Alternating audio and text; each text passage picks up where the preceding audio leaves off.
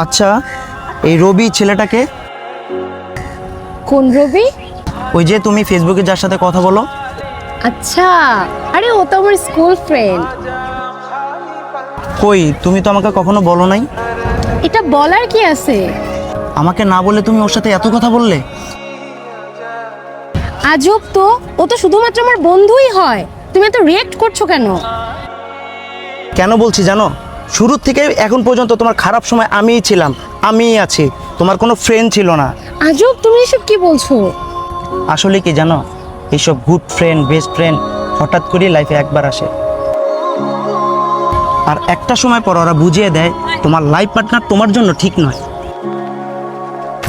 অপসরি শোন, তুই যে ছেলের সাথে রিলেশন আছিস ওই ছেলেটা একদমই ভালো না।